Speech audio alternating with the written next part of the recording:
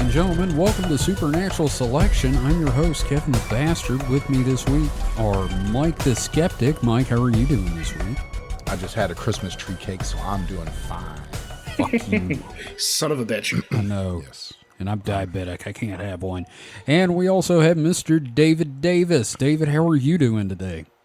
Well, I want to wish you both a happy Godzilla Day, first of all. Thank you.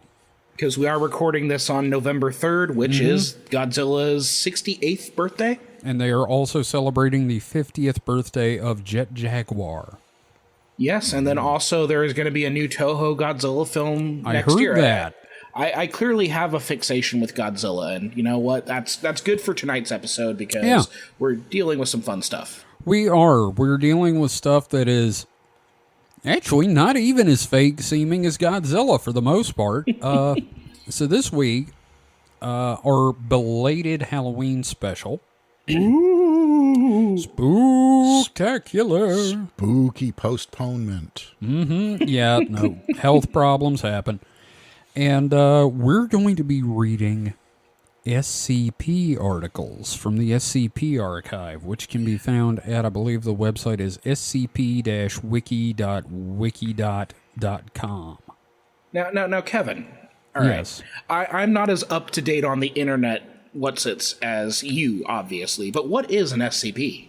An SCP is an anomalous object, place, or person that has been cataloged on the website. SCP stands for Secure, Contain, Protect, and it is run by the SCP Foundation, who are responsible for finding and containing all of these anomalous things. Now, are these real? No. Oh. I wish they were. Right, the world would be a lot more fun if this shit was real. Well, until you get an XK class into the world scenario, but you know. Yeah.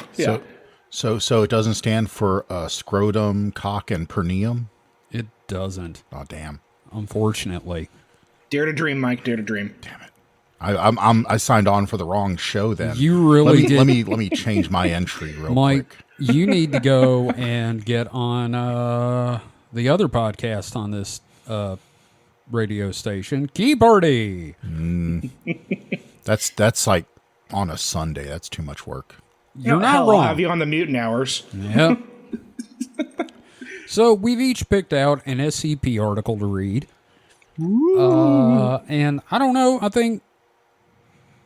I don't know how spooky each of us have chosen, or I don't know if we've chosen spooky, goofy, or what. So we'll read those if we have time. We may do a second round, but we definitely each got one, and then follow up with our questions as usual. So I'll tell you what. Who wants to go first? Not it. David, why don't you go first? Fair enough. Okay. So, I'm dipping into the old school here. I'm going with something within the first 100 SCP Foundation entries. Nice. This is SCP-096. Now, this one is labeled as the Shy Guy. The Shy Guy. Alright, so we have the item number of SCP-096. The object class is Euclid. Now, for those at home, can you explain the major object classes?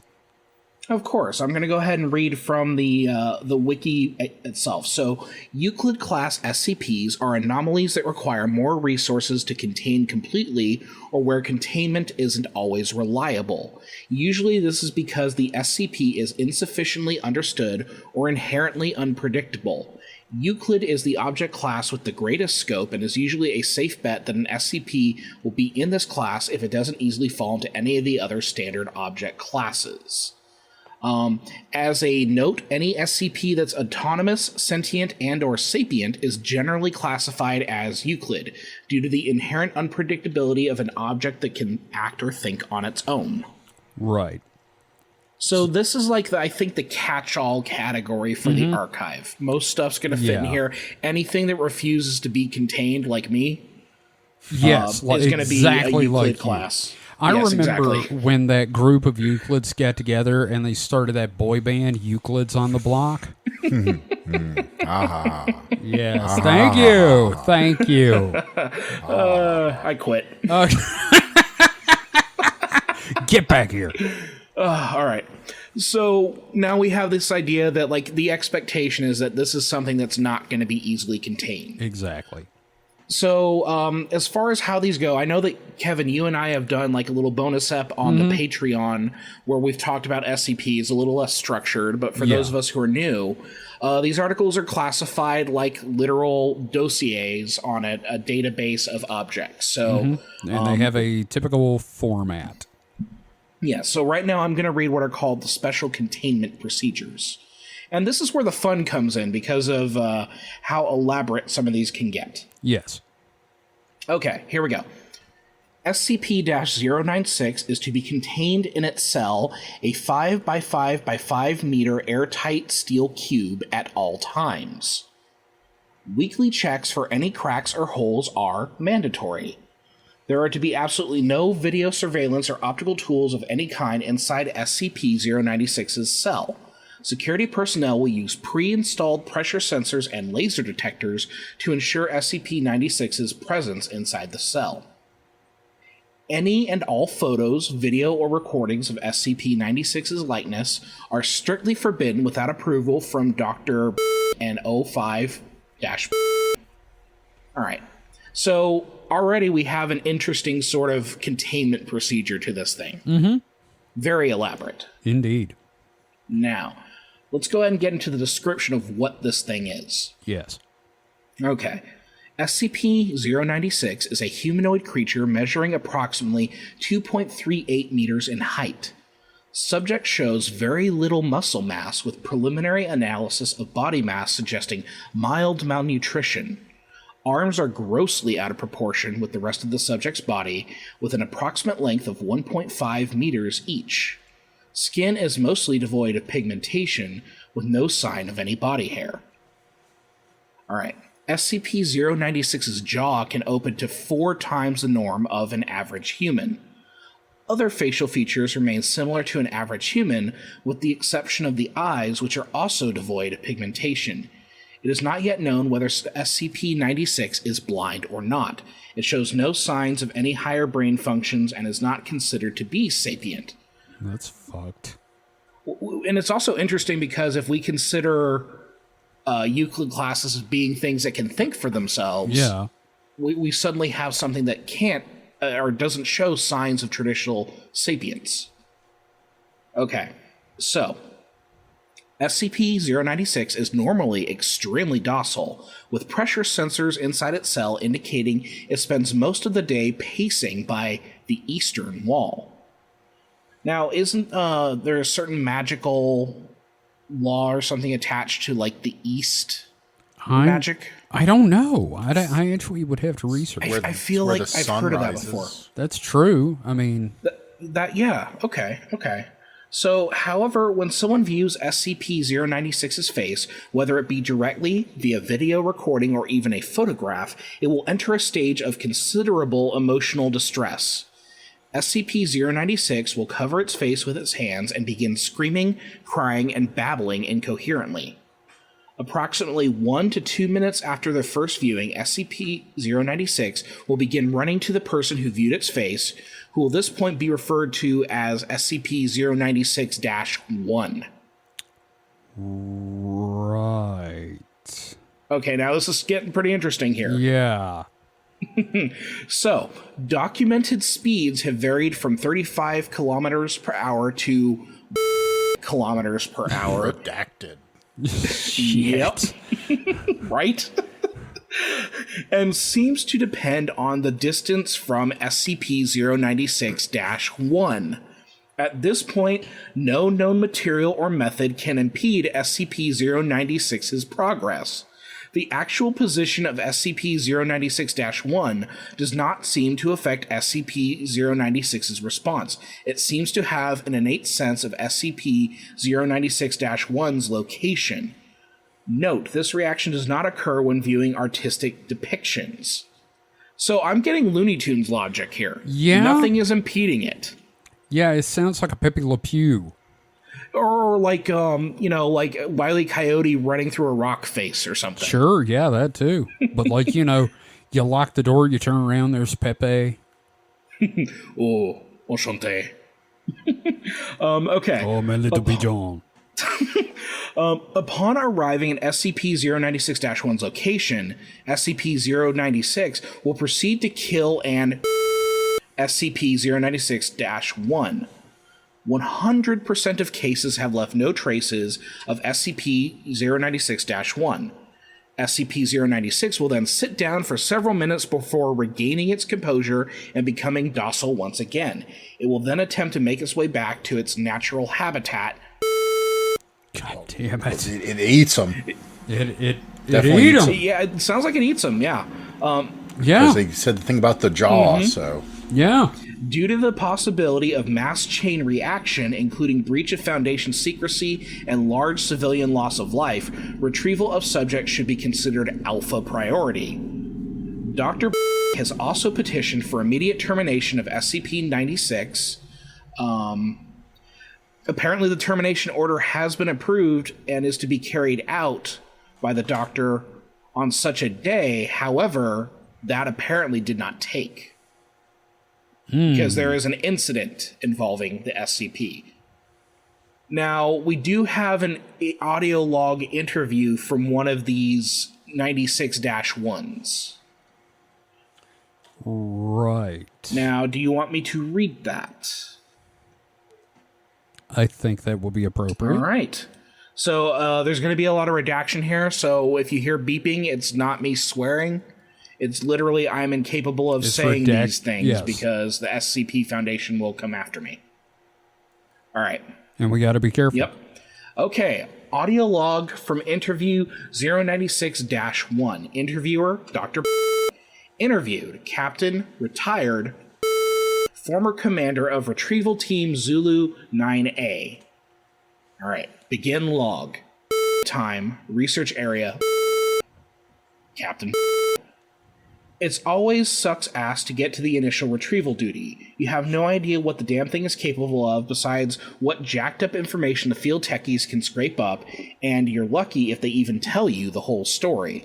They told us to bag and tag, didn't tell us jack shit about not looking at the damn thing. Doctor, could you describe the mission, please?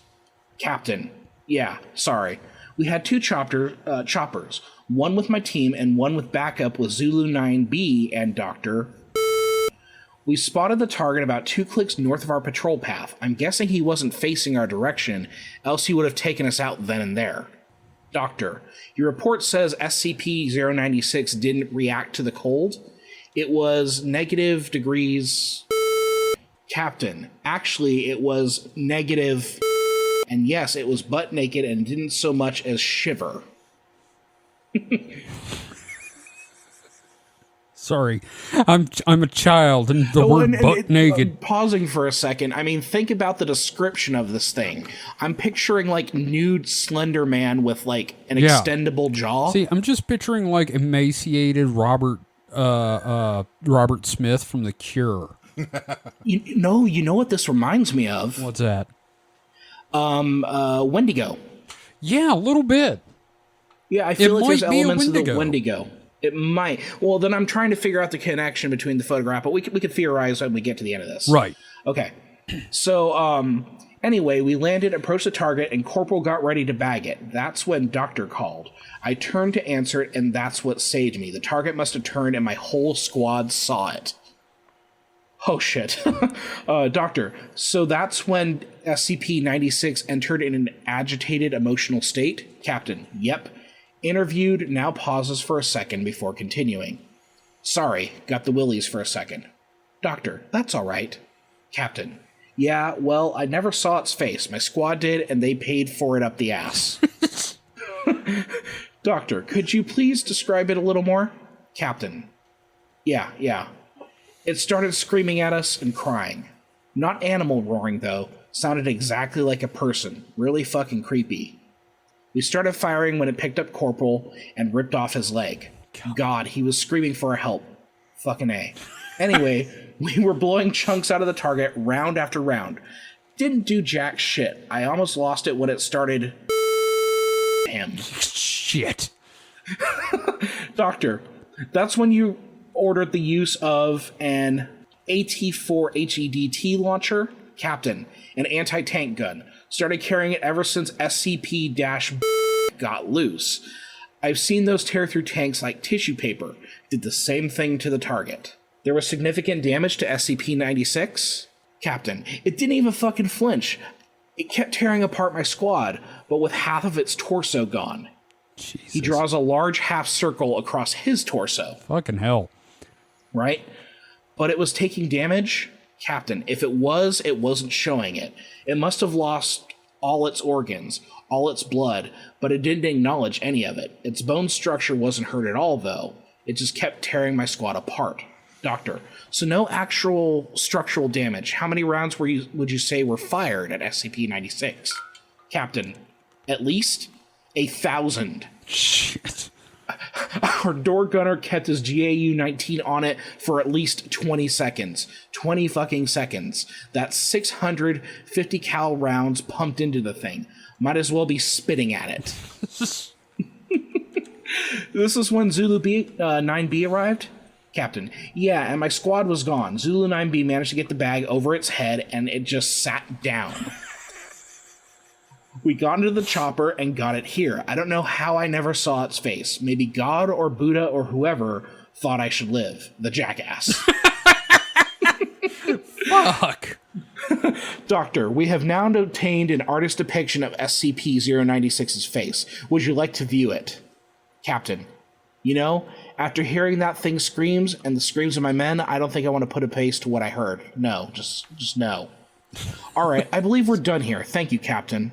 The doctor, he closes the log saying, let this be on record that I am formally requesting SCP-096 be terminated as soon as possible. Jeez, you know what? I think it's a ravenous bug bladder beast of trawl.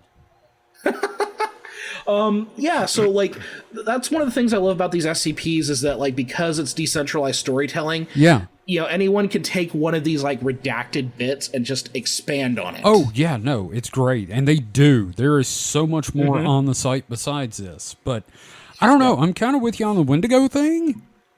Yeah, I'm just trying to figure out how to tie the whole shyness element. So there's even a whole nother document I've followed. It's basically talking about Them trying to terminate it? a attempt to like document its appearance involving a tattoo artist convict in a bathysphere What the fuck? off the coast of New Zealand. Oh my god. Oh, that's amazing. And apparently, yeah, it just rips. My thought is like, what if you like went to the exact opposite side of the earth from it? It'd still get you. Well, I mean, is it? Oh, will it yeah. go? Will it go like around the Earth? Would it go through the Earth? Like fucking Kool-Aid Man. Holy shit! I think it would go through, dude. Burst through the ground. Oh yeah, and then eat you. This is like Skinwalker Kool-Aid Man. Oh my god, that's holy shit, dude. That's crazy. So here's the question. Do we feel this is a scary one? Is this spooky enough? It's pretty spooky. I mean, it is creepy. I mean, the fact that you could just look at a picture of it. Mm-hmm. So I think this kind of ties into the kind of the early like photograph, mythos. It like stealing your soul. Oh yeah, yeah. Maybe it like photographs do steal its soul, but it only notices when like someone looks at it. It can feel it leaving its body. Yeah, so it comes, and that's why it eats the person because it's It getting wants it its back. soul back. Yeah. Hey, here, yeah, there's Like just it has like a fascinating. leaky soul that just looking at it. It's got a saggy Looking at diaper its that face. leaks its soul. Well, the eyes Oh, are. no. Well, come on, the eyes are the windows to the soul. Yeah. So its soul is literally coming out of its eyes and going into people that see its eyes. Wow, Mike, you're onto something here. Yeah. Now, my other thing is this really reminds me of like just it's a better version of a shitty internet creepypasta. You know, the kind that ends with, and I know because I was you. You know, it also reminds me of some anxieties that I had in high school because I had a lot of image issues with myself. yeah? and I absolutely hated being in photographs. That's fair. I also, it's also interesting is like I absolutely hated my voice for the longest time. And now it's weird that I'm doing a podcast now, but like no, I had some like severe anxieties about my appearance and how I sound, and this is kind of like tapping in on that a little bit. Right. For me, No, I can understand. Don't look at me. Don't look at me. Don't look at me. Go away. Yeah. It's the shame monster. Yes. Wow, that was a fun one. Yeah, I think it sets a nice little spooky tone. It's like also very, very silly, but that's the thing with a lot of these. Yeah, I mean, there is a certain level of silliness to some of these. Like mine. You guys want me to go ahead and do mine? On the silliness thing, I would say that if I think it wouldn't hit the same way if it tried to take itself too seriously. Yeah. Well, also, I love the fact that, like, in the logs, it's usually not that creepy. It's scientists and, military-type people going, Jesus Christ, what the fuck?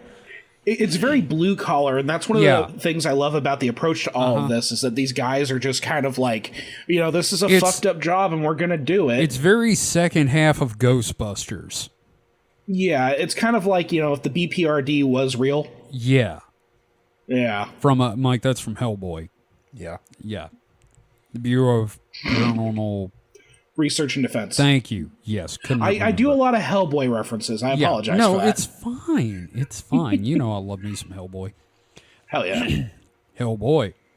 Hellboy. Oh, God, that's terrible. All right. So I have got SCP-1296. Ooh. So exactly 1,200 later than yours. Interesting. All right, so item number SCP-1296, object class anomalous phenomenon, containment class active, hazard rating green, standard containment policies, contact information on file with Secure Archive 11, special containment procedures, Schedule C experimentation plan, remote testing area 3. Specimens acquired through use of SCP-1296 to be stored in RTA-3 biological storage unit and disposed of after recovery and study according to biological specimen clearance protocols outlined in document CDP Bio EN1. Accounts of Yeah, I know. It's so fun. I just love the bureaucracy of this. Accounts of contact with SCP-1296 outside of Foundation jurisdiction are to be investigated and addressed as they occur. Now this sounds very serious, Kevin. I know. This sounds like some hardcore shit. Description. SCP-1296 is a Volga M24 model automobile belonging to a service identifying itself as Dial-A-Llama. The vehicle itself displays minor physical alteration. Baggage cars have been installed on the roof, the rear seats have been removed, and the vehicle is incorrectly labeled as manufactured by the Toyota Company.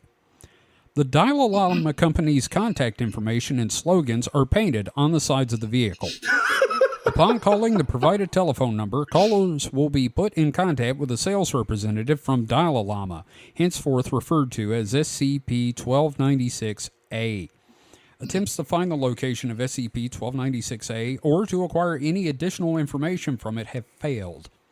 SCP-1296 will manifest within 2 hours of placing the order at the caller's location, regardless of any changes in location made during the time between the call and the delivery. No, okay. This reminds me of the delivery service on Earthbound.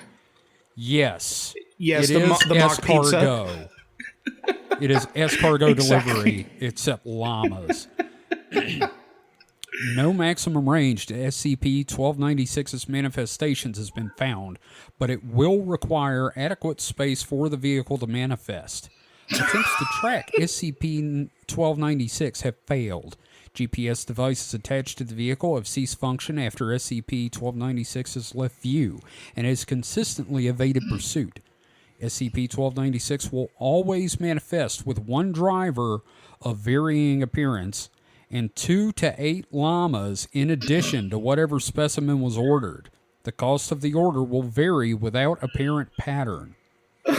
Now, I'm just picturing my SCP hitching a ride with this thing and just how powerful that would be. So it said 2 to 8 llamas in addition. Yes. So what if I ordered 20 damn llamas? I don't know. That's like 22 to 28 llamas. You have to pay, so you got to factor that in. Well, yeah, but it's a practical clown car of llamas. It is. All right. So interview log 01. The following log was made during testing on 9/7/2012. SCP-1296-A. Welcome to Dial-A-Llama. How may I help you? Dr. Yes, I was wondering if you could get me some additional information about your company. What would you even need to know? You need a llama? Dial-A-Llama gets you a llama. Anytime, any place. It's our name. Yeah, I know that, but you call us, you order a llama, you get a llama. Not that hard. Where do you get these llamas? Look, man, do you want a llama or not? This isn't the 20 questions hotline. This is the 2 questions hotline. Question 1, do you want a llama? Question 2, what kind of llama do you want? If the answer to the first one is no, then why are you calling? Let me speak to your manager. Nope, sunk that ship. We don't put up with harassment around here. Good day to you, sir. Okay, I'll buy a llama. Just one llama. Nothing special. Alrighty then. That will be $45. Cash or credit? Cash. The llama mobile will be there in 2 hours or less. Have a wonderful day, jackass. Interview log 2. The following log was made upon delivery on 9/7/2012. The driver of SCP-1296 has been designated SCP-1296-B. Hey, you the guy who ordered a llama? Yes, that's me. 45, please.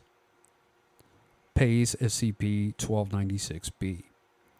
If it's at all possible, could I ask you a few questions about your... Not this again. You don't give up, do you? You order llamas, we get you llamas. From the top of Mount Everest to the bottom of the Marianas Trench. If you need a llama, we will get you that llama. Now stop being nosy. Yours is a gray one in the back. All right. I just love the idea of these guys. Now we have test logs. A short list of test logs, which is always fun. Mm-hmm. Ordered 3 llamas. Time for delivery 3 minutes. Cost $33. Result. That's pretty damn cheap. I know. Right? And fast. Result. 2 female and 1 male llama. No anomalies were detected in the specimens. That's a really good deal. If you're out for llamas, you cannot beat $33 for two girls and a boy. And in 3 minutes. In 3 fucking minutes. Wow. I know. Ordered 1 pregnant female llama with a brown spot on the side. Time for delivery 17 minutes. Cost $50. Result. 1 llama matching the description ordered. No anomalies were detected in the specimen. Ordered 1 alpaca. Time for delivery 1 hour 43 minutes. Cost $17. Result. 1 male llama.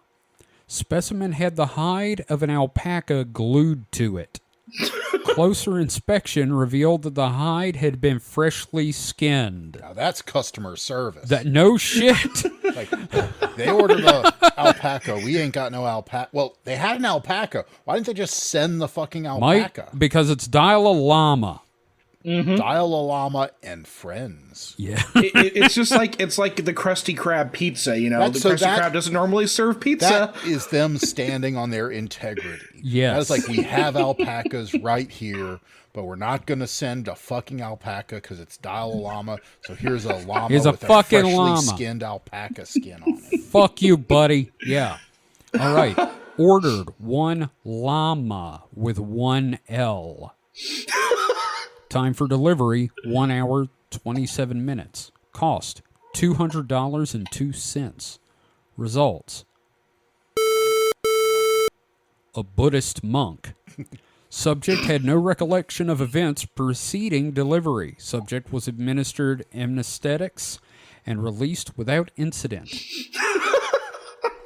Ordered 1 robotic llama. Time for delivery 1 hour and 13 minutes. Cost $3,561.87. Results: 1 automaton in the shape of a llama. Behavior was identical to that of a biological llama.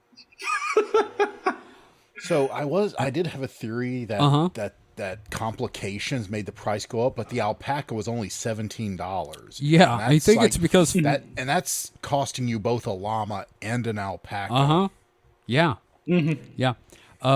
Ordered SCP-1545, which, just so you know what it is an anomalous llama costume.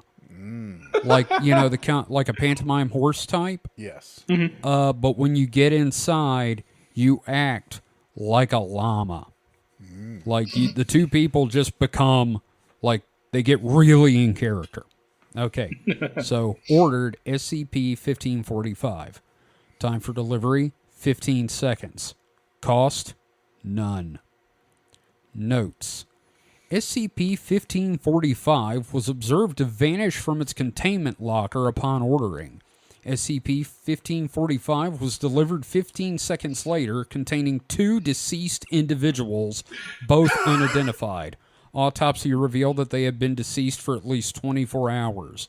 Delivery consisted of SCP-1296 driving past the delivery area at approximately 150 kilometers per hour. SCP-1545 was thrown from the roof by a second SCP-1296-B subject.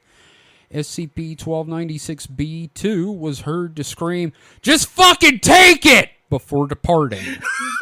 Well then. No, I appreciate that, like, there's some storytelling going on here because someone clearly was inspired by this one to do the llama costume, and then that thought experiment was then brought into this one. Yeah, I'm sorry, I just love the whole, just fucking take it! Oh, it is one of my absolute favorite SCPs, and I wanted something that was funny. Oh, yeah. So, it was still very creepy, though, too. In a way, because it's got 2 dead people, and then, like, they skinned a fucking alpaca. Yeah. And glued the skin to a llama. Mike, what's your theory on this? So, I don't know if I have an overarching theory, but I was going to say that, I mean, where do they get the llamas from? Doesn't matter, does it? You pay, you get a llama. Yeah, but I mean, do they have a llama farm? Are they just like abducting llamas? Well, are they creating llamas out of things? Well, considering that they're creating things that don't. All right, some of the things don't exist, like a robot llama. That obviously doesn't exist, so that was created wholesale. And I think, you order a pregnant llama with 1 spot on the side, and they just suddenly have one. I think that's being very specific. I think it's prestidigitation of some That's form. like, you have a llama replicator there. I think things llama, are being Earl Grey, hot. I just picture Picard doing that and pulling out a cup of meat with fur. But then that maybe that's just because it was an SCP and it sucked it out of existence into the Dalai Lama service. Maybe it's just pulling them from realities where what you need exist. And it could be hammer space. No, that's true. No follow up on the monk though. Was the monk it didn't say if the monk had just vanished from a monastery. Well, he had no memory of what happened. Well, yeah, but I don't know. But it didn't say was he returned to his monastery. They returned him to his monastery to find that there was already a monk by that name there. I'm guessing what happened was they gave him the amnesiac stuff and then sent him back to his monastery where he still lives out his days going, where was I? I lost a day. I don't know what happened there. Did he disappear like the SCP-1545? Probably. Or did, some guys in a dodgy-looking Toyota come up, throw a burlap sack over his head, and drive off. And then this car, this one's wild. This car, I know. Is it like, we don't know because obviously it just disappears. I mean, it doesn't disappear. We just can't track it. Does it like fly? Does it, I think teleport? it vanishes. Nobody knows. I also appreciate like all the special containment procedures that set it up to be like this very serious kind of thing. Oh yeah, no, it's great. And then it's dial a llama. So and also they assign it to the car, right? But yes. What if it's not the car? Well, also I need to show y'all something. A lot of SCPs, originally and still to this day, their origins are from like photos of photos found online. And if you will look in the host chat real quick, I am about, hang on, as soon as I get to host chat, I am posting a link to a photo. Oh yeah, I remember the dial. Yeah, that's it.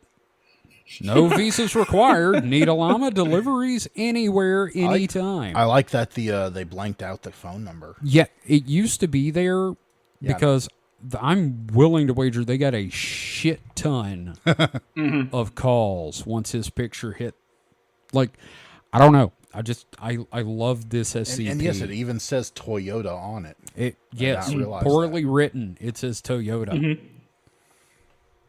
And a roof rack containing 1, 2, 3, 4. It looks like 4 or 5 llamas, and then some llamas in the back. I see 2 at least in the back seat. Yes. This is amazing. Can we just go ahead and say that is fucking amazing? Yeah, that's fantastic. Definitely an old internet picture. Because I remember that from back in the day. Yeah, I remember that from like before I even found the SCP archives. Yeah, I mean, like 2000, early 2000s. Yeah. Somewhere between 2001 and 2005, I would say. Yeah, Volga, that's like a Eastern European thing, isn't it? Yeah, I think that's like a Russian car or something. Or Czech or some such. Let me do some. I think we're all Googling it right now. Yeah, y'all do that. Yeah, it's Russian. That's what I thought. Yeah. From the Gorky automobile plant. Is that anywhere near Gorky Park? Probably. Okay. Yeah. But yeah, Gorky just sounds like the kid that sits in the back of the class looking the windows. It's the same grill. Yeah. It was one of those cars that it was the family car. If I remember right about those. No, not really the family, more of the bureaucrat car. Like if you were in the party, you could get one of these cars. If you were a regular person, you'd get more of something like a Black stand. I'm trying to remember the name of it.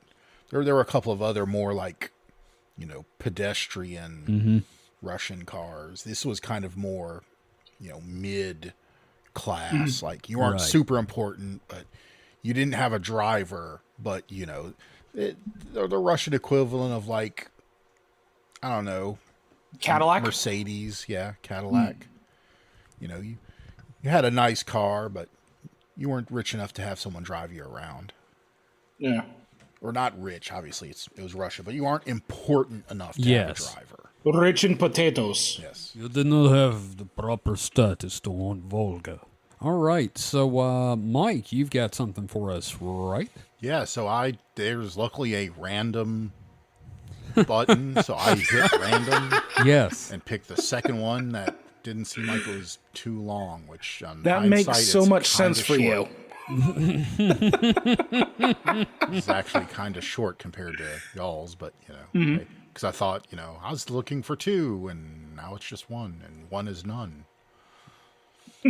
Okay. Yeah. So this one, from what I understand, it's a very late stage SCP, like later in its life. Oh yeah. It's like number 7979. That would put it in the 7 series then. So because they have the series in the Roman numerals. So it's not even its containment class is pending. Oh, so it's apparently too new for you to view. Well, if we want to get into the meta aspect of this a little bit, it's also like the community deciding if it fits into the foundation. That's why you have a rating system above each article as well. So this one, they're still trying to figure out how they want to approach it in the overall archive. Yeah, its rating is only 26. Which I've seen. The Dalai Lama, for instance, was that Dalai Lama? No, this was the one David read, was 3,460 rating. It's a classic. Dalai Lama was 527. No, that's not Dalai Lama. I went the wrong way. Dalai Lama was 480. 480. Mm-hmm. So, anyway, it also has like a different kind of header UI. It looks more like that's the newest thing with these guys is they've got this new graphical thing. Yeah, which the ones y'all had were so old and busted it didn't have the fancy damn stuff. Son. So let's see. Do these mean anything? They actually. Well, that I clicked on it, it does something. Oh, so it leads to a memo about it. Okay. Mm-hmm. Well, anyway, we won't get into that because they aren't obvious immediately what they are. So right. But anyway, special containment procedure SCP-7979 is contained in an anomalous. Yes. An anomalous item locker, at least 5 meters away from all wall sockets. All right. Description: SCP-7979 is a road sign with the phrase "No Outlet" printed on it. You know, like the ones that are usually posted around funeral homes instead of saying "dead end." Good point. Yes. Yeah, the first time I ever noticed a "No Outlet" sign as a kid was cemetery. There was a funeral home, and one of the roads next to the funeral home had signs that said "No Outlet." I was like, Dad, why does that say "No Outlet"? He's like, oh, that's because it's a dead end, but it's next to a funeral home, so they can't say that. That is completely new to me. I've never heard of that before. Yeah, no, it makes perfect sense. I think nowadays, in modern times, it all switched to "No Outlet," but, you know, previous times it used to be dead ends. There's still a few dead ends floating around here, but... Oh, sure, but I'm sure if they replace those signs, there'd be a "No Outlet" sign. No Outlet. So, description. Okay. Is a road sign with the phrase "No Outlet" printed on it. An S and an emoticon depicting an angry face have been graffitied on SCP-7979 in permanent marker. In fact, there's a picture right there. I see that of the "No Outlets" angry face. I think this is another one of those. It doesn't seem so much angry. It seems more sassy. Yeah. It is a sassy little bitch. It's got the V eyebrows, the eyebrows. It's a sassy bitch. I think this is another one of those, someone saw a picture and came up with a story about it. Mm-hmm. Mm-hmm. When SCP-7979 is brought within close proximity to a wall socket, the socket's openings will seal themselves. This also severs plugged-in cords, rendering them non-functional. God damn it.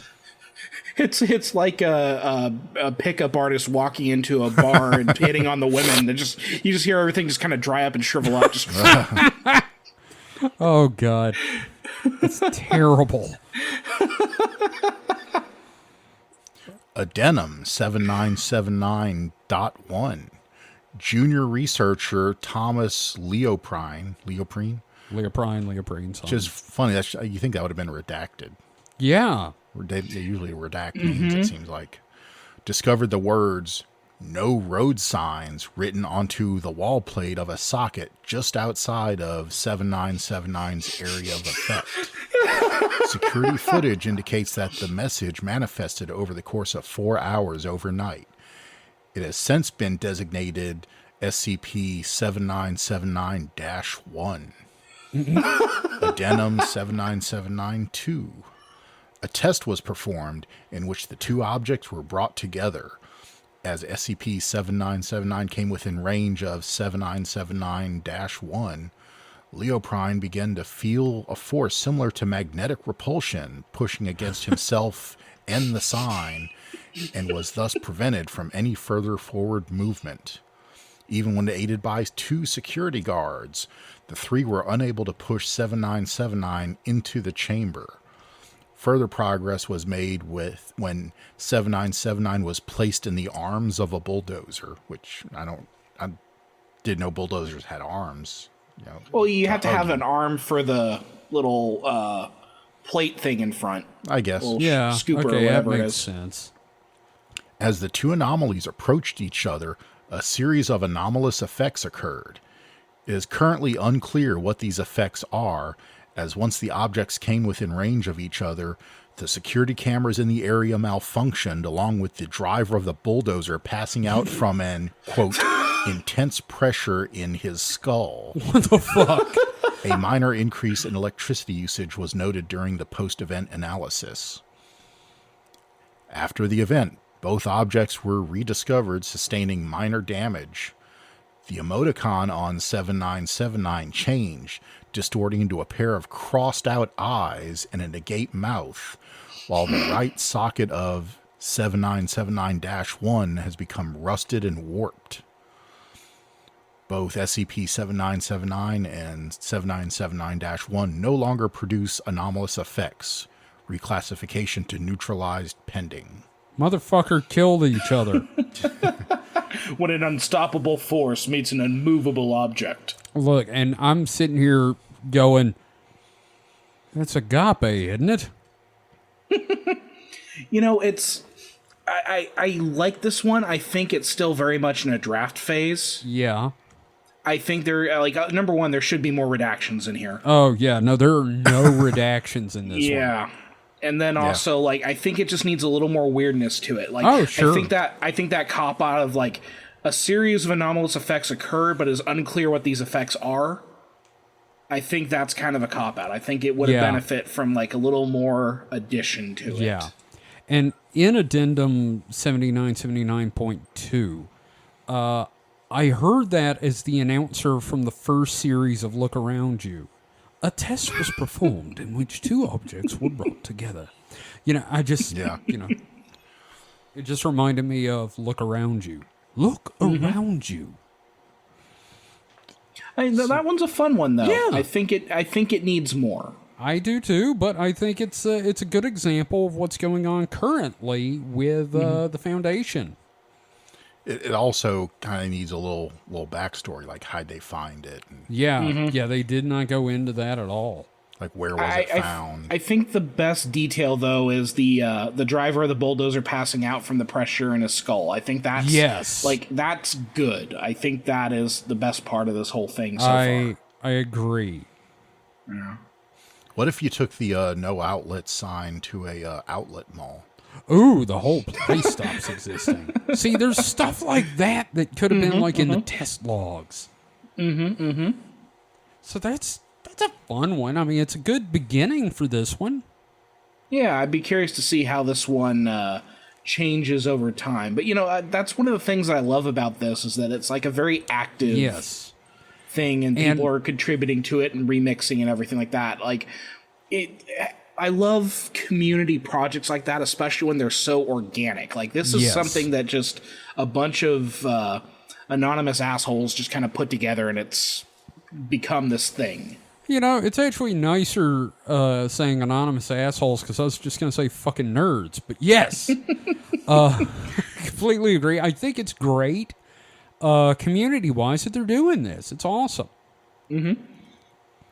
So it's a nice little departure for us as well. Yeah, it is. It's very fun. So I went and looked at all of the 7 series. I'm guessing you can just pick a number, whatever number you want. It's and not write going in order. Yeah. Because there's already a 7999, but there's a lot of access denied, which seems to be just placeholders. Right. Well, I mean, the very first SCP was 146 or something?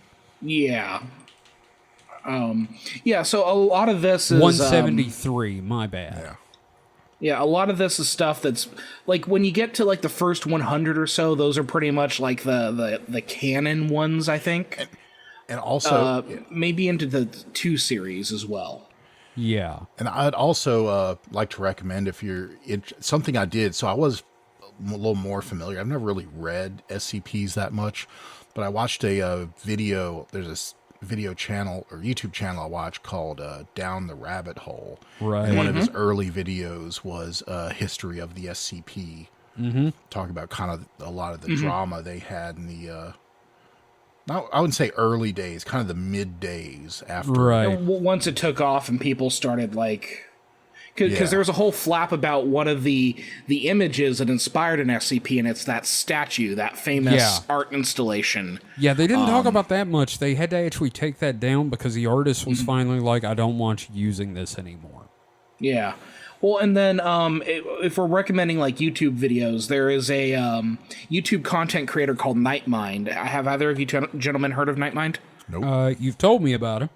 Yeah, so Nightmind does these like videos, and he'll occasionally, like I would say, like every couple months or so, he does this sort of themed thing, like where we're gonna hack into the SC or the Foundation archives, and we're gonna cover these SCPs. Oh, the security protocols are activating, that sort of thing. It's just very fun. So that's one of the things I appreciate about this is that like anyone could do stuff with this as well. Yes. Which all this is under Creative Commons, and we do want to go ahead and credit some authors, I think, real quick. Yeah, and then we'll have this in the notes for the show as well, but I'm going to pull up my SCP and get the author's name. If there is an author's name. Yeah. That's the other thing, is some of these do not have the author's names. Son of a bitch. Yeah, I'm having a hard time loading anything right now. So I'll go ahead with mine because it's at the bottom. It has the cite this page as. It says SCP-7979 by Costa 4 from the SCP Wiki. I guess the source you'll put in the notes. Yeah, that will be in the show notes on the site and in our little flotchy. Okay, I've got mine. Okay, go ahead. SCP-096, a.k.a. The Shy Guy, is by Dr. Dan. Dr. Dan. Dr. Right. Dan. I'm just going to read mine wholesale. SCP-1296 by Joric. DJORIC. From the SCP Wiki. Source, URL, licensed under CC BY-SA. Yeah, that's all of them. Yes. Yeah. So we'll have all that information in the show notes, of course. And so obviously Dial Llama is the favorite. I guess so. Yeah. Because that was just fun. Yeah. I'm going to give myself a little credit for coming up with something a little spooky for this supposedly Halloween show that we had planned. Yeah. Well, my other one was kind of unsettling. I was going to do SCP-1000, and I'll save that for a Patreon episode, which our plan is that every now and again we'll do a reading of SCPs on the Patreon. So this is a little bit of a primer of what you can expect if you join us at the $10 or higher level. I also want to correct myself. So I thought this might have been a found picture, but no, apparently it was completely made for the article. Oh. It has attributions for the original signed picture, which did not have the graffiti on it, and the work done by the alterers. Yeah, and then on that note, you do have the Tales Hub and the Artwork Hub, so it's not just the entries, but also there's like a community that's creating images based on SCPs or fiction based on them as well. Right. Yeah. It's a very active community full of extremely talented people and others. So, but no, I've read some amazing stuff on here. I highly recommend checking out Alexandria Eternal is another one of my favorites, but it's just too long to fit onto an episode. So yeah, I guess that's it for the SCPs. We have got some questions this week, guys. Yeah. And awesome. I think some of these questions might actually inspire some discussion as usual. So let's start. Our good friend Man in Black, Eric R. Queen.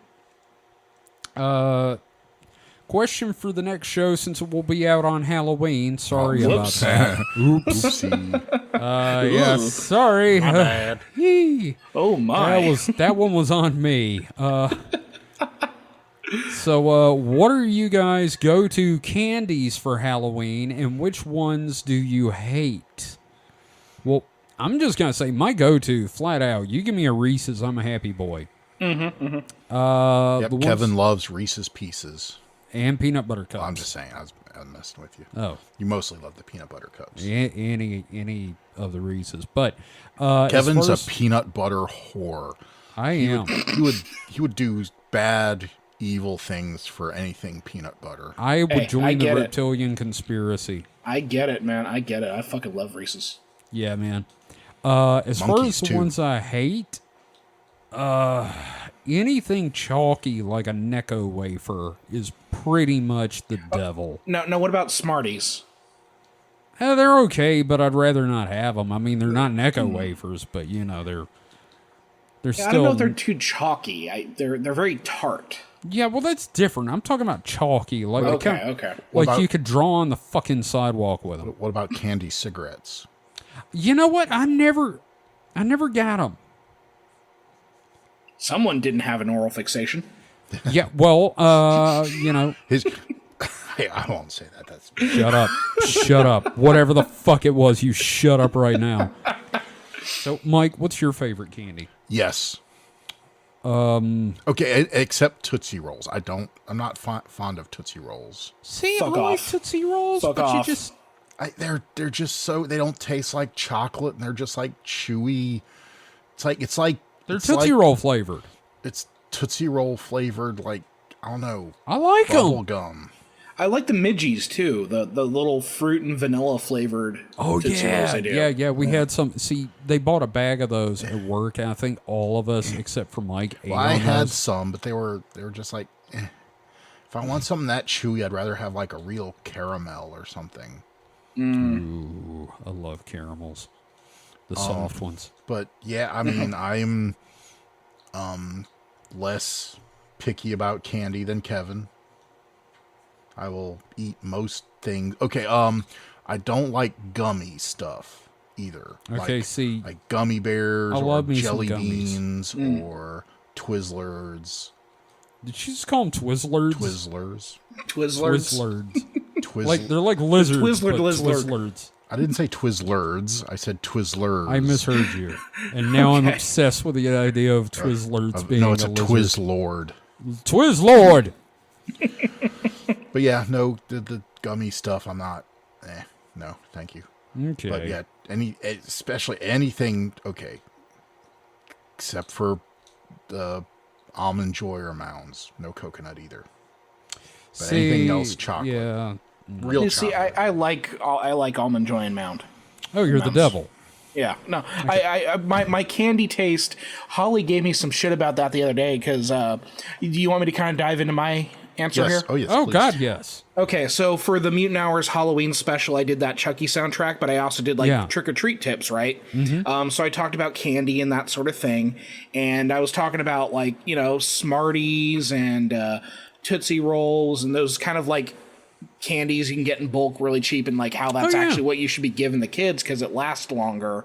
Because kids want candy by the volume, and they want to be able to eat candy like 2 weeks after the fact. And she gave me shit about that. No, I can see that. Garbage. Yeah, because I had Dum Dums on the list there, and Dum Dums are great. Yeah, what's wrong with Dum Dums? I used to get them all the time when I was a kid. Holly? They're dumb. Dum-dum. Wow. Stunning and brave. The little lollipops. Yeah. Okay. Yeah, They're all yeah. right. There's nothing wrong with them. Yeah, They're but not then Milk also, Duds. like, I talked about, like, the one candy you shouldn't give out, and for me it was those caramel apple pops. Because I ripped out a filling on one of those one time. Yeah, no, I've almost lost teeth to those fuckers. But if I do have a favorite, it's probably a Tootsie Roll Pop. I could just if you get me the cherry Tootsie Roll Pop, over at the Dollar Tree, I will go and I will look through the bags of them. They have like little pre-packaged bags of like 6 or 7 of them, and I will go out and deliberately pick the bag that has the most red ones. You know, that reminds me of Mike digging through the Lego minifigs and feeling them up to find the ones he doesn't have.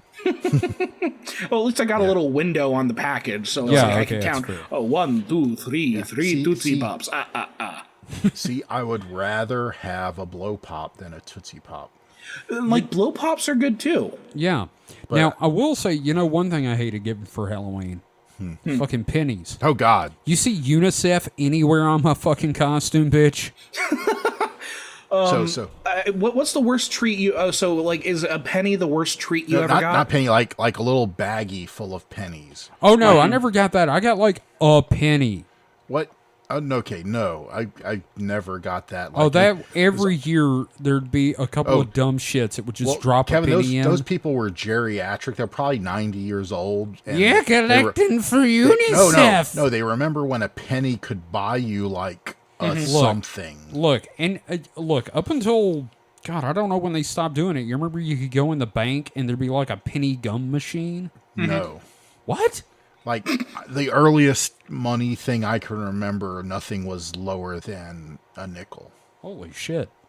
Mm-hmm. You're only like a year younger than me. What the fuck? Yeah, I don't know, but I don't... Maybe the bank you went to was, like, stuck in the, like, 30s. No, it was up until, like, I was... Oh, forget it. I'm just saying, I don't remember anything. Or they just had a penny machine and they didn't feel like switching it out. I don't know. But... Oh, another treat that I told people not to give kids is those popcorn balls. Yeah. I only ever got a couple of those, and I was like, oh, good. Just give me fucking kettle corn. Yeah. Like, give me kettle corn. Like, it's kettle corn with extra steps in geometry, and I don't need that in my life. What about apples? I'm not talking about candy. I just mean like a straight up apple. I would get that every now and again, like an apple or a satsuma or an orange or something. Like I could fuck with those. I think those are delicious. I love fresh fruit. Okay. So I don't know. Well, the worst thing I ever got was a little travel size toothpaste. What? Yes, who the fuck did that? Who hurt you, David? Probably a fucking dentist. Probably a fucking dentist. I think I do remember like getting something from a dentist that would be like either like a little floss or a little toothbrush. Can I just say, even the dentists I trick-or-treated at weren't that big of an asshole? I think I got floss too one time. What the fuck? You know what that is? That's a garrote. You can kill them with it. At least, if you're going to do that, at least also give some candy. Give the candy and then the responsible thing. Look, you give me like the stickiest fucking caramel you can, and then some The dentist should be doing it to drum up business. It's no shit. Don't you want to have a job? Yep. Don't you want to put your kid through college? Motherfucker. But, so something... A meme that's been going around. I've seen it before, but the potato meme has really taken off this year. I've seen lots of people saying they did the potato experiment, where they put a potato in the trick or treat candy, and give the kids a choice, and the kids will majority choose the potato. So are they Irish? No. God damn it! But I do have a question for you. As a kid, if you were a kid, think back when you were a kid and you went trick or treating. And someone held out a big old bowl, and there's Reese's cups and Twix and Snickers, and there's a potato right there in the middle. What would you do? Well, I would be grabbing around that potato. Yeah, I would probably grab the potato just for the novelty of it, because I probably have a bunch of candy already. What the kids are doing. And so that's apparently what one kid does, and then he or she tells their friends, and then they become a fucking cult. Yeah, no, that's how everybody's all yelling about, I got the potato! Coming up to get the potato. You're the cool woman that gives out the potatoes, right? Yeah, no, it's insane. It reminds me of, because I follow a couple teaching subreddits, right?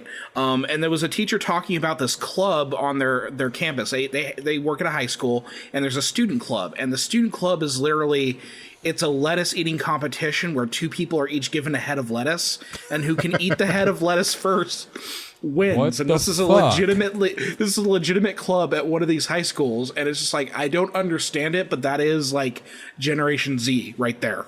Yeah, no, it's definitely modern youth. Mm-hmm. So, well, look, Eric, thank you for that question. So, and on the candy note, I do have one more question for David. Okay. That I kind of know Kevin's answer already, which I'll tell you in a second. But oh boy. So David, yes or no? Candy corn. Yes. Yes. Okay. God, good. yes. We could be friends then. Okay. All right. This podcast stands strong on the pro candy. And I have friends that are against candy corn. So and Kevin is not a like super pro candy corn. I'll eat 'em. But he'll eat candy corn. Yeah. No, here's the thing. If you have this identity where you're anti candy corn, like you obviously were molested by a guy who dressed as a giant candy corn or something, because there's no reason for you to be anti candy corn. What did the candy corn do to you? Show me on the candy corn where the candy corn touched you. Which hole was the first experience you had candy corn in? So that probably determines. God. I will say, I can kind of see some of the anti-candy corn sentiment. Anti-corn? Yeah, if they're getting like the really cheap shit. Yeah, the waxy stuff. The Farley's candy corn, dog shit. I mean, it tastes like plastic. It You tastes get like the fucking you're eating Brock's and candy you corn. get the autumn mix with the candy corn pumpkins in it. God damn it! That's okay, but I like just straight candy corn. Dude, I swear the Farley's like you're talking about, they always taste like when you accidentally take a big bite out of the wax lips. Yes, yeah, they taste like plasticky wax. Yeah. With a little bit of sweetness in it. Mm-hmm. Which, you know what? I'm going to change my mind, man. Chalky stuff is like my least favorite candy. The wax my lips? least favorite thing to get were fucking wax lips. Yeah, those were... Oh, and they always kind of smelled like cherry-ish, so I always and then get you like... stick them in your mouth, and it's like, ooh, candle. Maybe they like taste like something, and no, they don't. No, they taste like a Yankee candle, and they smell like a Yankee candle. Now you guys remember the nickel nips, right? The little wax bottles with. Oh yes, I love those. Why don't they make like a jumbo size where you can get like a good solid drink? Oh, like a 2-liter, like a 2-liter of it. You just bite the top off and down it. Why don't we and have then you get diabetes and fucking die? Why don't we have like bourbon in those? Oh, there you go. You can do that for an adult Halloween party. Yeah. Or liqueurs. Yeah. 99s, but in wax. It wouldn't be hard to make those little wax bottles. Probably not. No, that's true. Trick or treat, let's get smashed. Trick or treat, I'ma lay down. All right, next question. Thank you again, Eric, for that one. Sam, what candies do cryptids and aliens give out each year for candy? Okay, so before we answer this one, let's limit ourselves here. Let's do 2 cryptids and 2 aliens. Okay. So what are our 2 cryptids? Mothman. Okay. And somebody else pick a cryptid. Bigfoot. Bigfoot. Okay. And then 2 aliens. Oh, greys and reptilians. That's Greys all there and is to it. reptilians. Yeah. Okay. Okay. Let's start with Bigfoot. So we're just gonna have a consensus here. Yeah. Okay. Yeah. What? Not our own personal. Yeah. Right. No. Bigfoot. What does he give out? Butterscotch.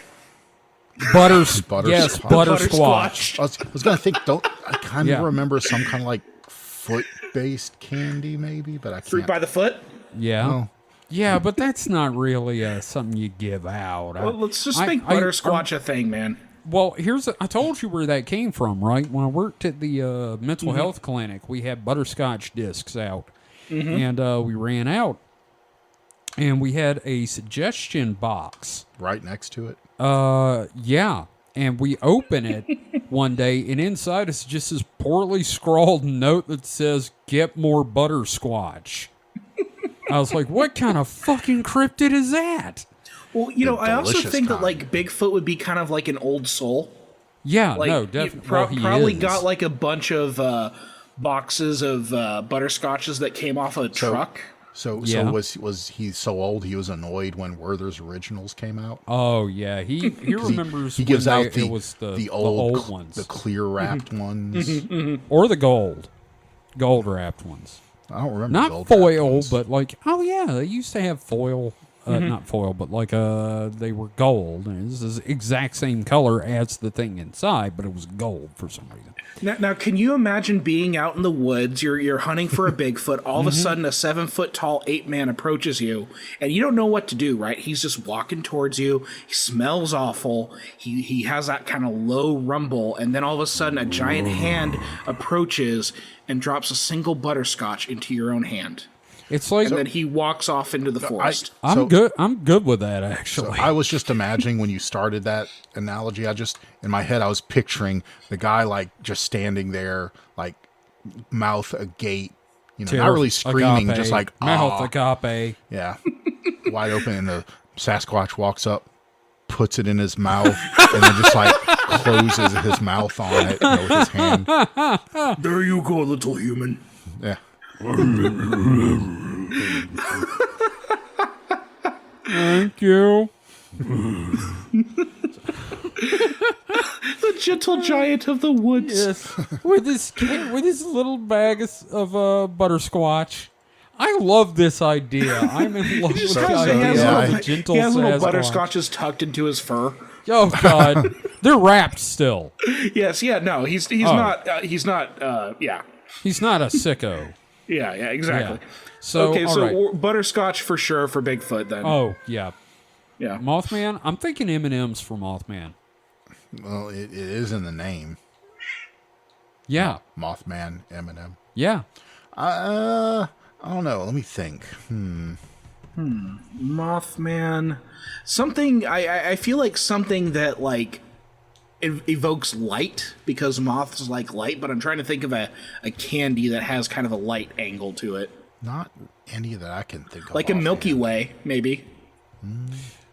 I don't know. I just kind of picture like I just had this mental image of like Mothman taking wing, and you're just pelted by a rain of loose M&Ms. No, you'd make those Skittles and you have a regular Skittles commercial.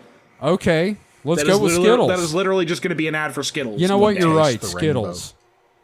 Yeah. Fear the rainbow. Taste the rainbow. Bridge collapses. Fuck yeah, okay, it's Jesus Skittles. Christ. He just gives out grab bags of Skittles. Just farting out Skittles as he flies The over. fucking bridge turned into Skittles and fell into the water. Sacrifice the rainbow. Oh, God. Oh, that's good. Okay, so now we got the Greys and we have the lizard people. The lizard people, yeah. Let's get that back to lizard. Yeah. All right, so Greys. David, what do you think about the Greys? I think the Greys would be very boring in their candies. You know, that's what I was thinking. It's not just because of the I got color. it. They're like little robots. They're just like, you just want sugar, so they'll either give you like a sugar packet or a sugar cube, No. or Pixie they'll probably sticks? just do Smarties or something, like the most basic no. candy What, possible. Mike? What? Nerds. You know what? Actually, you know what they give you? You know those little peanut butter candies wrapped in the black or orange wax paper? Yeah. That's what the Greys give you. Okay, what if they give you an Astor Pop and they have to put it up your butt? I was gonna say they just give you butt stuff. You know, the thing, oh God. The thing is, and we'll be coming to this at some point in the future, the more and more I read about the Greys, the only person that really got the butt stuff was Whitley Strieber. That's fair. So, No, I'm sure there's been other like. well, the cows are definitely getting Wait. it. What are the chocolate covered cream drops? That's what they give you. the cowtails. Yes, Yeah. they give you cowtails, Yeah, because they mutilated all the cows to get them. and it's full of white stuff. They think it's a fun little joke. They think it's funny. Ha ha ha ha ha. Yeah. Okay. Yeah, I say like the cowtails. Come, That makes Zipnack, sense. we must give the children cowtails. It will be funny. It's just, yeah, lizard people. Okay. Oh, God. I What do already you give- know. I already know. What? You know those lollipops that have the scorpions in them? Yeah, the Yeah, tequila they give out the pops. premium like Oh, they give you those and the ones with the worms. Or they give you those like mealworms that are crunchy and dusted with like barbecue seasoning, man. like a little package of those things. Yes, this would be perfect for the children. That would be one hell of a house to trick or treat. I would fucking love that because I love those mealworms, dude. You know what I actually thought they give out? Just fucking bacon. So y'all are saying that, but I have a real answer. Okay. Oh. The real answer. What? They would give you either pennies or dental floss or any of the other really shitty stuff you got, because those were lizard people. Oh, that's fair. That's right. Fair. All the shitty candy you got as a kid, that was lizard people. My dream lizard person would give me those Mexican candies with the scorpions in them. I really thought... somebody gave me Mexican jumping beans one year. And then I found out there's moth larvae in there. Yeah. And I was like, oh no. Oh no. I saw someone did like a X-ray video of jumping beans jumping, and that was pretty interesting. Huh. Because they just kind of like... It turns out there's little people in there? Yep. Yeah. Tiny little men. And they do it just to get back in the shade. Cause, really? Yeah, because in the sun they could get too hot. Oh, okay. Well, thank you for the question, Sam. That was a fun one. Ghost Forge has a question, of course. Okay. Are there any urban legends you've heard that you would be utterly terrified to hear have become a tulpa or an egregore? Which are basically taken on life. I mean, there's very few things that I've heard like that I wouldn't be horrified to come true. I think I have one. What's yours, David? Okay, you ever seen those pictures where people make their own dolls, like their own like life size? Clearly, these are sex dolls, but like for example, like Lola Bunny. Yeah, Oh, you're talking about the one that the dude made, and it's like an actual human skeleton inside? Yeah, imagine that thing being able to walk around because it's been imbued with sinister sexual energy. Jesus Christ, man. Right, that's fucking horrifying. Had a sinister urge. Oh, thank you for the Ed Wood reference. Jeez. Mike, have you got one specific? I mean, where to begin? I mean, like, just if I found out, like, Slender Man had become real, it's like, fuck, that's just terrible. Yeah. He's going to take you to the Slender Mansion. Oh, God, then you're going to become a proxy and just get railed. I mean, there's just... Yeah, I don't know. It's all horrifying. I've got one specifically, because this, for some reason, really creeps me the fuck out, and that's the black-eyed kids. Like, kids in general are creepy. You mean like Fergie and Will.i.am? Oh, no, that's Black-Eyed Peas babies. Yeah, that's Jim Henson's Black-Eyed Pea babies. Pea babies. Fucking pea babies. Fucking pea babies. You fucking little piss baby. Oh, my God. I've called someone a piss baby. I have referred to someone as a whiny little piss baby before. But, no, the black-eyed kids are just creepy. They're like junior versions of the Men in Black, but they just come up to your car when you're sitting in a parking lot at night, and it's like, hey, mister, can we get a ride home? Come on, we're just little kids. It's not like we have a gun or anything. I appreciate that they sound like a 40-year-old man. Yeah. But the fact that they're just bringing that up is pretty sus. No, I mean, seriously. Right? Like, that's the thing that always gets me. And it's, or like they show up to your house like, it's really hot out here. Maybe you should invite us in, ma'am. It's like they're the most terrifying fucking version of the Men in Black. Just because these kids and just... It's like... It sounds like some Children of the Corn shit. Yeah, no, just pale, almost gray-skinned children, jet black eyes, wearing, black or gray hoodies, going up, hey, mister, can you give us a ride? We missed our movie. We need to go home. I don't have a gun. That's what gets me. That's how I open most conversations with people. Hey, how you doing? I don't have a gun, by the way. I should do that at work. Somebody walks up to the counter. Hey, how you doing? I don't have a gun. Yeah, I'd lose my job real quick. Well, they're just channeling their inner Kurt Cobain. Cobain. Yeah, I love making coffee with Cobains. Mexican jumping Cobain. Yes. Oh God. All right. Well, that was there's a long list, like the Bunny Man. Mm-hmm. Or Siren Head. Like Siren Head be creepy. Christ, like a 40-story tall monster with a siren for a head. So here's a alternate question. Yeah. That's harder to answer. Okay. What one would you be okay with being real?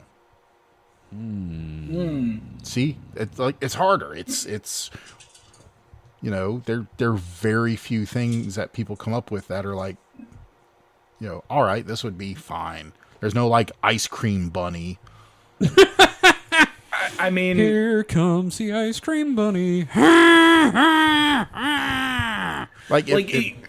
Okay. Wait, you go first, Mike. I don't have anything. That's I'm I don't have one either. I'm positing the question here. Oh God, there isn't one.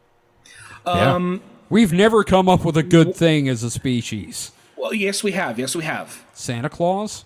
Cassandra Peterson came up with Elvira. Now, if Elvira became a real entity, I think nobody would have an issue with that. And just kept existing. Separate from Cassandra Peterson, Elvira is just out there in the world, being sassy, making like vaudeville jokes, and shaking them helping titties. boys become men. I was gonna say, you need to stop right there. This, no. Getting me hot and bothered here. Oh, okay. Yeah, sorry. I'm okay. Yeah, Elvira is the only urban legend character Ninja thing Turtles. The Ninja Turtles. Well, okay, see, I didn't realize where, fiction was. No, that doesn't count. I was thinking that... But Elvira does. Well, yeah, I want that to count. That's different. You don't want 4 teenage turtle brothers saving the world? I want you to imagine the reality of actually running into that. Oh, no, it'd be terrifying. No, Yes. you'd scream. You would never stop screaming. Even beyond that, just some, I guess they're not technically super powered other than they have the powers of a turtle. Actually, if there's one I'd be okay with, Spring-Heeled Jack. I don't know why. Actually, that's terrible. I was going to say, wasn't he rapey? Sexual assault. Okay, fair. I forgot about that. It's late. I'm tired. I forgot. Well, did the Jersey Devil do bad things? Just scream. Yeah. Jersey Devil. I'd be okay with the Jersey Devil. I don't know. That's a good question. We'll have to let the readers chime in. Like, what are the listeners? Good cryptid? Yeah, I'm sorry, the listeners. Yeah. What are the good cryptids out there? Like, are there any that are like doing good? Because I can't think of any off the top of my head. Well, not even doing good, just benign. Benign, not causing harm. Like, I mean, Nessie. Oh, Nessie. Yeah, Nessie hurt nobody. Nessie, I'd be fine. Bigfoot. Yeah. Bigfoot, Nessie. If the Greys were a little more like if it respectful of consent, maybe. Oh, that's not happening. Maybe the Nordics. Yeah, the Nordics tall are whites? technically the good guys. What'd you say? Did you say the tall whites? Yeah, No. are the tall whites and the Nordics the same? No, they're not, are they? No, the tall whites are like horrifying. They turn into that's right. They turn into like range horses and like. That's right. Shit. Yeah, they're just weird. I don't the want Nordics those. though. Yeah, the Nordics are okay because typically That tracks. when they abduct you and do sexual stuff, it's way hotter. Nah. And of course, Bigfoot. Bigfoot. Yeah, we said Bigfoot. Yeah. Well, and when he abducts you and does sexual stuff. Well, that's you thank him. I'm okay. Thank you, sir. Yeah. Because he's a gentleman. Yes. Or he even gives you a butterscotch. Or gentlewoman. He gives you a butterscotch and pats you on the head and leaves you. It's like that. Never mind. I was going to say something I'm not going to say. I was going to say it's like the weirdest version of Bang Bus. but also, could be gentlewoman in the case of the Big Yeti Naturals. Yeah, that's true. Cannot forget the Big Yeti Naturals. So, next question from Darth Plato. Oh, wow, lots of questions. Yeah, no, we got a lot. That's why we only needed to do the three things each. One each. Yeah, one each. So Darth Plato asks, and this is a complicated one a little bit. What 2 cryptids would you want to see mate? Not like see the mating, but the end result. The offspring. And what would that demon spawn look like and act like? I was going to say, and we just basically like Pokemon, any combination is a viable. And separately, what two cryptids would you like to see the mating between? Bwahahaha. Hey, look, I'm going to answer the second. Look, I'm going to, bwahahaha. I'm going to go ahead and answer the second one first. I just want to see Bigfoot rail a gray just so they know what it's like finally. It's like using a pool cue. Yeah. Just like thread that motherfucker on Bigfoot's dong. How about two Bigfoots can turn them into a little spit? Oh. Spit roast. Oh, finger cuffs. Yeah. Eiffel Tower. God damn it. Yeah. God damn it. Okay, it's Bigfoots though, so big feet. So instead of the Eiffel Tower, it'd be more like the Twin Towers or Burj Kafka. They're really big. Oh, they could do the Arc de Triomphe. Do we count succubi as cryptid? I don't know. Maybe. I guess they're folklore-y, but I guess they're folklore is just old cryptids that people stop believing in. Or evolved into the Greys. No, they're just, No. We'll go over that in the future, but... Well, yeah, but... Anyway, succubi, sure, why not? Okay. What do you want? What would you want to see the offspring of, though? Oh, offspring for sure. I already have mine. Okay. Mothman and the Kentucky Goblins. Oh my god. Little tiny flying goblin-y shits. Oh my god, that would be adorable and horrible. Just because, like, they'd be cute and just flying Kentucky goblins. And there'd be a ton of them. Mm-hmm. Oh yeah, no, it's not so much they had one. It's more of they had a litter. They had a clutch. Oh god, a clutch of them. This is a clutch or a clump. But yeah, just these little tiny little Kentucky goblins with their little Mothman-y wings. Maybe they got little fur patterns like moth. Oh, maybe they got the thing around their neck like a little fur boa. Yeah. They'd be kind of cute. Kind of cute, right? And then screaming. Yes. Screaming constantly. Just screaming through the air as they swarm over Hopkinsville. Oh god, Jesus fuck. Kentucky is doomed. Holy crap. Mike, have you got a parent? So for both questions, mine's going to be the same just for the sheer what the fuck, and it'd be the most fucked up shit ever. Okay, what is it? Nessie and a Wendigo. Whoa. So the Wendigo walks inside? Yeah, just kind of, it puts on like a little helmet. It puts on like a dickhead helmet and just jumps in and out. It puts on one of the full body condoms from Naked Gun. Yes, exactly. No, there'd be no condom because they're also producing an offspring. Oh, that's fair. That's fair. Oh, yeah. And the offspring would just be fucked up. It'd be like scene in The Boys. Oh, God. You know what mine... I think the offspring would look like something from the Dinosaurs sitcom. Oh, God. Ugh. Ugh. Not the mama. That's not the way I was going, but okay, sure. So mine, and this is just kind of I just want to see both of them find love. Jersey Devil and Jet Horse. Jet Horse is back. Yeah. I want Jersey Devil and the Jet Horse Man to hook up because, I mean, maybe it would get Jet Horse's intellect and it could build the jetpack. I don't know. Well, and then without the offspring would probably have horns, so you'd probably have like a jet goat. Ooh, jet goat. The crime-solving goat. So, yes. Yeah. So, one last question. This one shit. Wait a minute. A jet goat? Wouldn't that be an escape goat? Oh, god damn it. Ugh. This is from Sam. This is kind of a tough one. Which cryptid do you think hates Halloween the most? You don't see a lot of kids dressing up as Greys. I imagine it would be whichever cryptid most people dress up as, because people dressed up in your skin is probably not super flattering.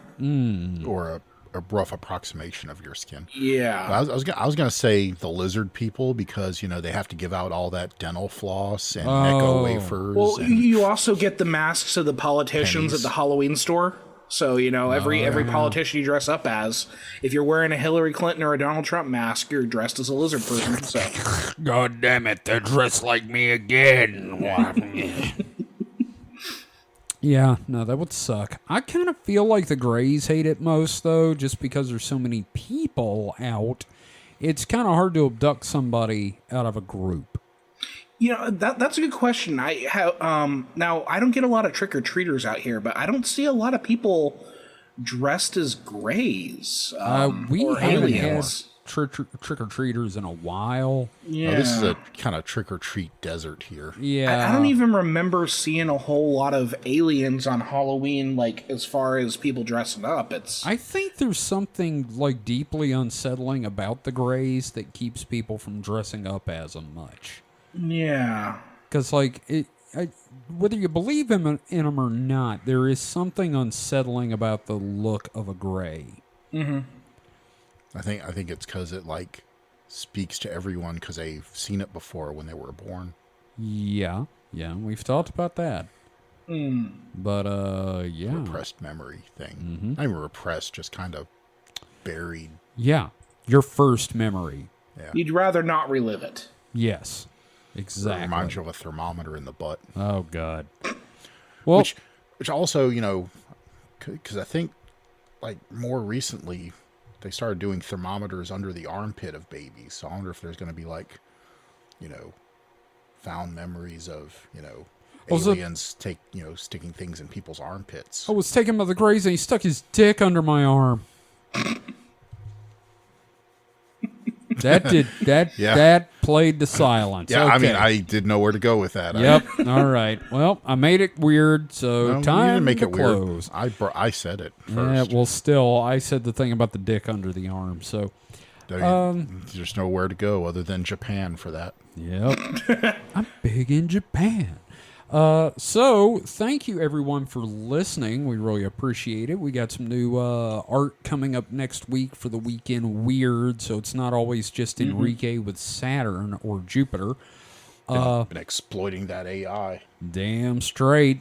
Work for me, bots. Got that DALL-E 2 stuff going on. It's going to give me some stuff to talk about for the next Dead Internet Theory as well. Damn straight. I'm playing right into it, man. So, yeah, thank you, everyone, for listening. You can, of course, get in contact with us via the contact form on our website. If you have had anything strange, paranormal, happen to you or a family member, please contact us at supernatpod.rocks. We would love to talk to you about it after a very brief vetting process. And you can hit us up on Twitter at supernatpod. You can find David on Twitter at HPKOMIC. That's HP Comic. You can find a link to all of his comics and radio shows and whatnot there, correct? That is correct. Give us a plug for the week. Yeah, I think you and I could both agree that there is a brand new podcast out there. I know that you and I were both disappointed by another show that we will not get into. Yes. But there is, for every time God closes a window, he opens a door. Yeah, that's what the grandparents say. So yes, the Haunted Objects podcast, which you and I are both incredibly happy with. Yes, this is the Newkirks, who David and I are both fans of. They did the series Hellier on Amazon. The new podcast is called Greg and Dana's Haunted Objects podcast, and they talk about things in their weird museum, their traveling weird museum. And their first episode was a plank from the Amityville house. Yes, which I got a chance to listen to it already. It's actually on YouTube, so you can find it there.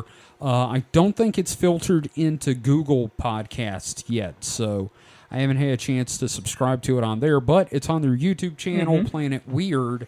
I highly recommend checking it out. It's very entertaining. And if you like this show, if you like our vibe, it's a lot of that on their show as well.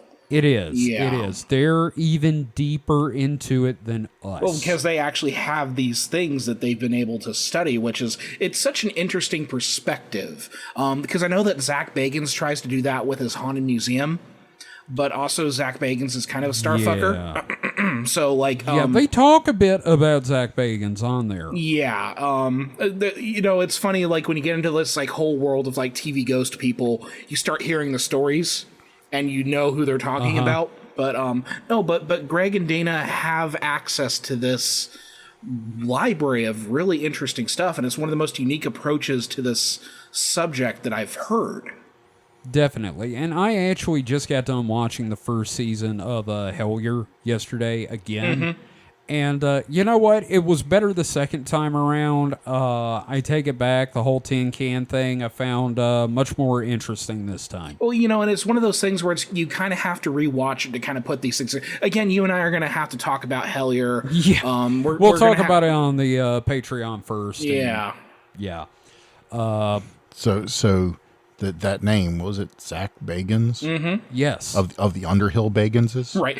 He actually specifically pronounces his name Bagans because his actual name is Baggins, but he hates when people say that. Now, you know what's funny? funny? I would lean into that shit. You know what's funny? He was at Dragon Con, Mike. Oh, really? Yeah, and I specifically did not go meet him. Now, see, I want to do an episode on Ghost Adventures, and I want to have Holly on for that because she and I are obsessed with Ghost Adventures. Because there's some interesting stuff that they do, but there are also a lot of problems with what they do. You mean like screaming at ghosts? Yeah, number one, going in there and like hassling the ghosts. Generally a bad idea, and there's a reason why most locations seem to have more problems after they do an investigation. Yeah. But that's for another episode entirely. Yeah, we'll get into that. Mike, what were you going to say? I was going to say, I mean, could you just imagine being a Baggins? Like, that's like an in with like anybody nerd. Man. I mean. Yeah. We wants it, precious. Oh, that's pretty good. Yeah. Yeah, you're good, dude. Yeah, I can also do the SpongeBob laugh. Oh, God. All right, here we go. Oh, God. Jesus Christ in a chicken basket. God damn it, Bobby. Happy Halloween! So, yes, happy late Halloween. We apologize for that. Again, get in touch with us if you have anything you would like to come on the show and talk about in the future. Oh, yeah. At supernatpod.rocks. Mike? I was going to say, I have a Neutronio wand, so I'm almost a Ghostbuster, right? You got ghost problems. I'm your man. Yeah. There you go. I'm here for you. He's ready to not believe you. Yeah. But he'll take your money anyway. I'll bust them ghosts. Yep. Just walk around, eat food out of the fridge, come outside. All right, it's gone. It turns out it was haunting your baloney. That really haunts my baloney. Well, I'll tell you what, that chaps my that assless is my chaps. All right, so we'll be back next week. Thank you for listening. Until next time, everyone stay safe and stay frosty. Oh, wait, before we go, I meant to say, you will not find us on Twitter. You can find us at SupernatPod on the Elon Musk infosphere at twitter.com LLC. Okay. Yeah, I forgot I wanted to say that. Yes. The Elon Musk infosphere. Yes, all right. Yes, rich man bought thing. Yes, rich man buy thing ruins stuff. Well, he hasn't ruined it yet, but he's on the road to it. Everybody loses their job tomorrow. All right. All right, everybody. We'll see you next time. Until then, stay safe and stay frosty. Goodbye. May the Godzilla be with you. And also with you. Didn't ask me if I wanted to plug anything. Oh, I'm sorry. Okay. Well, you never do. Well, yeah, but, Do you want to plug anything? Well, I've been watching Chainsaw Man. Oh, is that good? Yeah, it's pretty good. Okay. Very bloody, but, good otherwise. Okay. Dude has chainsaws. And his main motivation, he just wants to touch boobs. Wow, that is the most anime thing you've said. Yes. Yep. All right. But relatable. Yeah. Very. Chainsaws for hands. That makes it hard to touch boobs when you have chainsaws for hands. It really does. Nobody's going to know this. This will have been famous.